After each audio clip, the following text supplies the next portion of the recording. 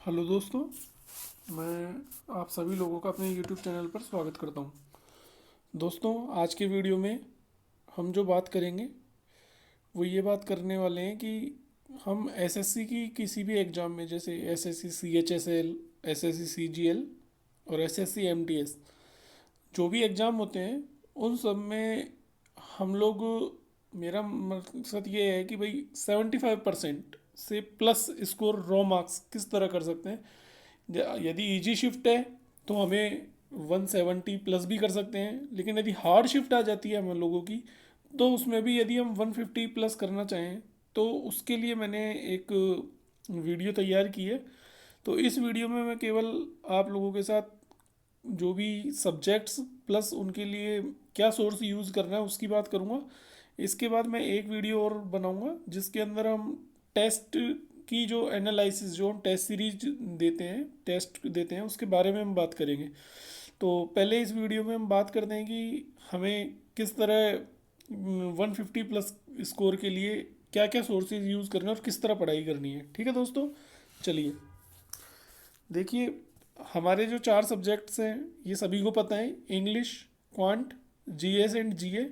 GS मतलब GK static, जो पुराना आपका जीके आता है, मतलब इंडियन हिस्ट्री, पॉलिटी और जो भी है, जियोग्राफी। और जीए मतलब जनरल अवेयरनेस, जो आपकी करंट अफेयर्स होती है उससे रिलेटेड है, और रीजनिंग। ठीक है, तो अब हम वन बाय वन एक एक सब्जेक्ट की बात करते हैं कि हम किस तरह उन सब्जेक्टों को पढ़ें। देखो दोस्तों, पहला सब्जेक्ट है आप लोगों का इंग्लिश। तो इंग्लिश एक ऐसा सब्जेक्ट है जिसके अंदर हमको ग्रामर भी तैयार करनी होती है, वोकैब भी तैयार करनी होती है और कॉम्प्रिहेंशन भी तैयार करना होता है। और सबसे मेन जो चीज़ है वो ये है कि आपको जो ये चीज़ें तैयार करनी है ना, वो तीनों साथ ही में ही तैयार करनी है। ऐसा नहीं होगा कि पहले हम ग्रामर तैयार कर लें, फिर वोकैब तैयार कर लें और फिर कॉम्प्रिहेंशन तैयार कर लें। तो क्योंकि इंग्लिश में क्या है कि एक लैंग्वेज है, तो लैंग्वेज के लिए हमारे पास वोकैब भी होना ज़रूरी है, ग्रामर भी होना ज़रूरी है और उसकी समझ भी होना ज़रूरी है। तो इन तीनों को करने एक साथ करना पड़ेगा। तो अब देखो, उसके करने का जो तरीका होगा वो क्या होगा। तो मैं आपको ये बताऊं कि पहले जैसे मैंने जो इंग्लिश के लिए बुक्स मैंने यूज़ की और जिनसे मेरे अच्छे मार्क्स आए, खैर मैंने अभी तक आप लोगों के साथ मार्क्स कभी शेयर नहीं किए, लेकिन यदि अभी सीजीएल के और जो भी मार्क्स होंगे सीएचएसएल में, तो अभी जैसे फाइनल रिजल्ट आएंगे तो मैं अपने स्कोर कार्ड्स भी आप लोगों के साथ शेयर करूँगा। तो अभी फ़िलहाल केवल हम यहाँ पर जो बात करेंगे वो केवल बुक्स की बात करेंगे कि क्या अपनी बुक्स हमको यूज़ करनी है। तो देखो, इंग्लिश में ग्रामर के लिए जो हमको बुक यूज़ करनी है वो है प्लिंटू पैरामाउंट, जो कि नीतू मैम की बुक है, केडी कैंपस वाली। ये सबको पता होगा। इसके बाद आपको एमबी पब्लिकेशन यूज़ करनी है प्रैक्टिस के लिए, और एक आपको किरण पब्लिकेशन की यूज़ करनी है वोकैब के लिए। अब दोस्तों, मैं थोड़ा आपको ये बताता हूँ कि मैंने इसको क्यों यूज़ किया। वैसे तो काफ़ी जो टीचर्स हैं वो आपको एसपी बख्शी भी बताएंगे कि आप एसपी बख्शी यूज़ कर लो वोकैब के लिए, लेकिन जो मैंने यूज़ की वो किरण पब्लिकेशन यूज़ की। अब मैं उसका रीज़न बताऊंगा। तो देखो, पहले मैं आपको ग्रामर का बता देता हूँ। ग्रामर में क्या है कि नीतू मैम की जो प्लिंटू पैरामाउंट बुक है, तो उसमें उससे अच्छी बुक आपको ग्रामर के हिसाब से नहीं मिलेगी, क्योंकि उसमें हिंदी मीडियम हो चाहे इंग्लिश मीडियम हो स्टूडेंट, तो उसके लिए सबको आपको आसानी से समझ में आ जाएगी। ऐसा कोई उसमें मतलब बड़ी चीज़ नहीं है। लेकिन दोस्तों, ग्रामर के रूल्स को ढंग से पढ़ना होगा। उसमें आपके जो भी पार्ट्स ऑफ स्पीच हैं, noun, pronoun, verb, adverb, adjective और जो भी है कंजक्शन, वो सारा आपको अच्छे से इसमें दे रखा है और साथ में उसकी एक्सरसाइजेस भी दे रखी है। तो वो आज वहाँ से आप बेसिक तैयार कर लो, तो उससे क्या है कि आपका बेसिक तैयार हो जाएगा। साथ में इसमें पीछे आपको वोकैब भी मिलेगी, तो दोस्तों उनको भी साथ में पढ़ लेना, क्योंकि वो वोकैब क्या है, बेसिक वोकैब्स हैं। और हम ये तो नहीं कह सकते कि उस वोकैब को पढ़ने के बाद एग्जाम में उससे बाहर नहीं जाएगी, ऐसा नहीं है, लेकिन ये है कि आपको 50% वोकैब वहाँ से मिल सकती है, मतलब बेसिक वोकैब वहाँ से मिल जाएगी। ठीक है, इसके बाद आप एम बी पब्लिकेशन को एज ए बुक मतलब प्रैक्टिस की तरह यूज़ करेंगे। तो उससे क्या है कि आप जैसे इसमें क्या है कि आपको प्रीवियस ईयर्स के जितने भी पेपर हुए हैं, जैसे S S C, C G L, C P O, M T S, C, बस इसमें यही मिलेगा। सी एच एस एल के पेपर एम बी में नहीं मिलते हैं। तो इसमें क्या है कि आप जब इनको सॉल्व करेंगे कि पूरे प्रैक्टिस सेट सॉल्व करेंगे तो उससे क्या है कि आपको एक आपको एक टाइम का भी अंदाज़ा लग जाएगा कि हम किस तरह करना है, और आपको टाइम लगा करके करना है उन प्रैक्टिस सेटों को भी हम कितनी देर में कर पा रहे हैं। उसके बाद आपको चेक करना है कि आपके कितने सही हुए कितने गलत हुए, और जो गलत हुआ वो क्यों हुआ, ये सब चीज़ें आपको उसमें करनी है। तो ये आपको इस तरह प्रैक्टिस करनी है। अब दोस्तों मैं आपको किरण पब्लिकेशन का एक यूज़ बताता हूँ कि इसको करने का क्या फ़ायदा है। देखो, आपकी वैसे वो कैब तो एम बी पब्लिकेशन से काफ़ी हद तक तैयार हो जाएगी, लेकिन एम बी पब्लिकेशन में क्या होगा कि आपको एज ए मतलब जो भी वो कैब है वो शुरू में भी दी हुई है, मतलब एज ए वन वर्ड के फॉर्म में, ईडीएम फ्रेजेस की फॉर्म में, कुछ फ्रेजल वर्ब्स भी आपको मिल जाएंगी, उसके अलावा आपको प्रैक्टिस सेट भी मिल जाएंगे। लेकिन किरण पब्लिकेशन में क्या होगा, जब आप इसको करेंगे ना, तो इसमें क्या है कि आपको अलग से इसके अंदर आपको एंटोनिम, सिनोनिम, उसके अलावा आपको क्या बोलते हैं वन वर्ड, तो उसमें क्या होता है कि आपको जितने भी ऑप्शंस होते हैं ना, जैसे वो एंटोनिम सिनोनिम में जैसे चार चार ऑप्शन आते हैं, तो आपको उन चारों ऑप्शन का मतलब भी ये लोग बता देते हैं, उसमें लिखा हुआ होता है, जब आप पीछे चेक करेंगे तो उससे क्या है कि आपको बाकी वर्ड्स का भी मतलब पता चल जाएगा। तो इसमें क्या होगा कि जैसे आप एक वर्ड तैयार करेंगे तो आपके पांच वर्ड तैयार होंगे, कि एक तो खुद वर्ड जो आप पूछा गया है और साथ में उसके चार ऑप्शन। तो यदि आपने 20 वो कैब भी डेली तैयार की तो आपकी 100 वो कैब एक दिन की तैयार हो जाएगी आराम से। तो ये क्या है कि किरण पब्लिकेशन का एक बेनिफिट जो मुझे लगा, इसलिए मैंने आपको ये बुक सजेस्ट की है। बाकी आप लोग चाहें तो एस पी बख्शी भी यूज कर सकते हैं, और उसके अलावा एक ब्लैक बुक भी आती है इसकी, क्या बोलते हैं वो कैब के लिए, वो भी यूज़ कर सकते हैं। और आप चाहेंगे तो मैं उनका दोनों का पीडीएफ भी आपको मेरे टेलीग्राम चैनल पे मिल जाएगा, तो आप चाहें तो टेलीग्राम चैनल ज्वाइन कर सकते हैं। तो मैं आपको टेलीग्राम चैनल का भी लिंक डिस्क्रिप्शन में दे दूंगा, तो आप वहाँ से उसको ज्वाइन कर लेंगे तो आपको ये सारी पीडीएफ्स भी मिल जाएगी। ठीक है, तो ये हुई इंग्लिश की, मैंने आपको बुक्स बता दी। चलिए अब आगे बात करते हैं जीएस एंड जीए। देखो दोस्तों, जीएस और जीए का क्या है कि जीएस और जीए में देखो, अब क्या है कि है ना, आजकल एग्जाम में 25 क्वेश्चन आते हैं। तो 25 जो क्वेश्चन आते हैं, 25 में से आप ये मान करके चलिए कि आपके जो लगभग 10 क्वेश्चन होते हैं ना, 10 प्लस भी हो जाते हैं, और 10 तो होते ही हैं, मतलब आप ये मानो कि चलिए लगभग वो तो आपके करंट अफेयर्स के होते हैं, और 15 क्वेश्चन होते हैं आपके जी के स्टैटिक के। तो ये बात आपको ध्यान रखनी है।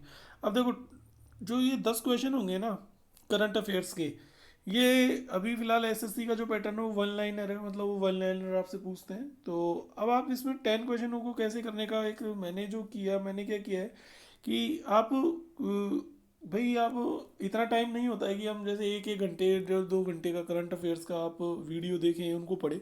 उससे अच्छा ये है कि आप ये, जैसे मैंने क्या है कि जैसे उत्कर्ष क्लासेस और एजी जोश, ये दो सोर्सेज हैं, और एक वाईटी स्टडी, इनका क्या है कि मैं पीडीएफ डेली पढ़ लेता हूँ और इनको लिख भी लेता हूँ। तो ये लोग क्या है कि इनका जो पीडीएफ होता है ना वो इतना अच्छा होता है कि अगर आप बिना वीडियो देखे भी अगर आप इनको पढ़ लेंगे तो आपको काफ़ी चीज़ें वैसे ही याद हो जाएंगी। और साथ में क्या है कि ये जो इनके साथ में ये क्या है कि जैसे करंट अफेयर्स को रिलेट करके, मतलब इसके साथ जैसे कोई और भी चीज़ दी हुई होती है तो उनके साथ भी काफ़ी चीज़ें बता देते हैं। जैसे उत्कर्ष की तो बहुत अच्छी चीज़ ये है कि जैसे पीडीएफ में क्या होता है कि उसके अंदर जैसे आपको कोई संस्था आ गई, संस्था से रिलेटेड क्वेश्चन आ गया इंस्टीट्यूशन से, तो वो क्या है कि उस संस्था से रिलेटेड बाकी डिटेल्स भी दे देते हैं कि इसका हेड क्वार्टर कहाँ है, इसमें शुरुआत कब हुई, जो भी है वो चीज़ें उससे रिलेटेड। तो इस तरह आप जीएस कर सकते हैं कम टाइम में। क्योंकि दोस्तों एक दिन में एक एक 2 2 घंटे का वीडियो देखना मुझे नहीं लगता कि इस वक्त आप लोगों के लिए फ़ायदेमंद है, क्योंकि आपको पता है कि ऐसे ऐसे CHSL का एग्ज़ाम 12 अप्रैल से शुरू होने वाला है, तो हमारे पास लगभग 50 दिन शेष बच रहे हैं। तो इस चीज़ का आपको ध्यान रखना है। ठीक है, इसके बाद दोस्तों जीएस के लिए देखो, मैं आपको बताऊं, जीएस के लिए आप लुसेंट यूज़ कर लो एसएससी के पर्पज़ से, क्योंकि जहाँ तक है आपको जीएस के सारे क्वेश्चन इससे बाहर नहीं आते हैं, तो आप इस चीज़ का ध्यान रखें। ठीक है, चलिए अब आगे बात करते हैं। अब दोस्तों बात करते हैं मैथ्स और रीजनिंग की। तो देखो, मैथ्स और रीजनिंग में आपको क्या करना है कि मैथ्स की देखो आपको थ्योरी है ना, किसी भी एक टीचर जो भी हो यूट्यूब पर, एक नहीं कोई भी टीचर्स हो, आप जितने भी टीचर्स हो, तो आप क्या है कि टॉपिक्स अच्छे से पढ़ लो मैथ्स के, कि भाई उसका बेसिक क्या है, जो भी है फॉर्मूलाज वॉर्मूला सारे रट लो, या फिर मतलब अच्छे से समझ लो जो भी है। तो ये एक चीज़ हुई। उसके बाद क्या करना है कि आपको जो एसएससी के प्रीवियस ईयर्स जो भी आए हुए हैं इनको सॉल्व करना है। तो इसमें क्या करो आप कि जैसे 2019 का जो सीजीएल में प्री प्लस मेंस के जितने भी क्वेश्चन आए थे, मतलब उनके सबके अंदर जो भी मैथ्स के, जैसे प्री में एक शिफ्ट में 25 क्वेश्चन थे, तो इस तरह आप 25 शिफ्ट के क्वेश्चन कर लो। मेंस में अभी 15 16 18 नवंबर का मेंस का एग्ज़ाम हुआ था 2020 में, तो उनके क्वेश्चंस हो गए, CHSL के हो गए और CPO के हो गए। तो ये अगर आप 3 4 एग्जाम के क्वेश्चंस भी पूरे कर लेंगे, कम से कम आप 2 से 3 बार कर लेंगे, तो मुझे नहीं लगता कि इससे बाहर आपको SSC में कुछ मिलेगा। तो क्योंकि SSC प्रीवियस ईयर्स को ही फॉलो करता है, तो इन चीज़ों का आपको ध्यान रखना है, ठीक है। तो ये मैथ्स और रीजनिंग के लिए मैंने आपको बता दिया। इसके बाद दोस्तों सबसे मेन चीज़ आती है टेस्ट सीरीज की। बहुत से बच्चे पूछते हैं कि सर टेस्ट सीरीज कौन सी ज्वाइन करेंगे, कौन सी अच्छी है। तो दोस्तों देखो, मैंने बहुत सारी टेस्ट सीरीज ज्वाइन की, उनको देखा, उनमें मतलब उनको दिया। तो उसके बाद कुछ जो टेस्ट सीरीज मुझे सही लगी, वो लगी सबसे पहले तो सुपर मोक्स की। तो क्योंकि दोस्तों इसकी सबसे अच्छी बात क्या है कि आपको रिलेवेंट मिलेगी, मतलब आपको ऐसा नहीं लगेगा कि कुछ ऐसा आ गया कि जो मतलब SSC में नहीं आता, मतलब आपको सब कुछ रिलेवेंट मिलेगा। इस टेस्ट सीरीज की सबसे अच्छी खास बात यही है। तो सुपर मोक्स टेस्ट सीरीज आप ले सकते हो, जो कि एग्जामो चैनल की है। 299 रुपये में 1 साल का आपको पूरा वैलिडिटी मिल जाएगी। सॉरी, 299 रुपये में आपको इसकी वैलिडिटी मिल जाएगी पूरे 1 साल के लिए। तो आप इसको यूज कर सकते हो। उसके अलावा आप चाहो तो SSC ट्यूब भी यूज कर सकते हो और मदर्स एजुकेशन हब। तो आप इन तीनों में से चाहो तो आपकी जो इच्छा है उनमें से यूज कर सकते हो। और अगर आपको लगता है कि नहीं टेस्ट बुक ग्रेड अप भी अच्छा है, तो आप उनको भी कर सकते हो। लेकिन मैं फिर भी आपको सजेस्ट करूँगा सुपर मोक्स टेस्ट सीरीज ज़्यादा बढ़िया रहेगी, क्योंकि मुझे लगता है कि जहाँ तक है SSC के हिसाब से बहुत रिलेवेंट इसके अंदर कंटेंट वो लोग देते हैं, और साथ में सॉल्यूशन भी काफ़ी अच्छा देते हैं। तो ये चीज़ हुई। तो दोस्तों मुझे लगता है कि मैंने काफ़ी हद तक चीज़ें कवर करने की कोशिश की है इस वीडियो में। और इन कंटेंट्स को यूज़ करके मुझे नहीं लगता कि हम 150 प्लस स्कोर नहीं कर सकते SSC की किसी भी शिफ्ट में। तो ये चीज़ मेरे को लगता है कि हम इतना तो हम कर ही सकते हैं, क्योंकि इतना कंटेंट करने के बाद देखो दोस्तों, टारगेट ऐसे रखो कि हमको मैथ्स और रीजनिंग में तो कम 100 आउट ऑफ 100 में से लगभग 90 प्लस स्कोर करना है। मतलब हमारा टारगेट ये होना चाहिए कि आपका क्वांट और रीजनिंग में आपका जो स्कोर है वो 90 प्लस कैसे भी होना चाहिए। वैसे तो करने वाले सभी लोग 100 भी करते हैं, बहुत से लोग, लेकिन फिर भी हम ये मान के चले कि 90 प्लस आपको करना है। और आपका रही बात इंग्लिश में, तो इंग्लिश में आप कोशिश करिए कि आप 40 प्लस स्कोर कैसे भी करें। तो जब आप 90 और 40 150 130 स्कोर यहाँ कर लेते हैं, चाहे कितना भी हार्ड शिफ्ट हो, चाहे कितनी भी इजी हो, 130 हमको कैसे भी करना होता है। तो उसके बाद बची GK और GS। तो GK और GS में यदि हम करंट प्लस स्टैटिक करेंगे किसी भी तरीके से, तो आप 10 15 नंबर भी ले आएंगे तो लगभग 150 के अराउंड पहुंच जाएंगे। दोस्तों मैं ये बात कर रहा हूँ हार्ड शिफ्ट की। तो यदि आप 140 150 नंबर कैसे भी पहुंच जाते हो हार्ड शिफ्ट में, तो आपका नॉर्मलाइजेशन हो करके वो लगभग 40 या 50 मार्क्स आपके इंक्रीज होकर के 190 आप आराम से अचीव कर सकते हो। तो ये एक मैंने जो स्ट्रेटेजी है ये मैंने अपनाई है। तो इससे काफ़ी अच्छे रिजल्ट्स भी आप लोगों को मिलेंगे, आप एक बार कोशिश करना।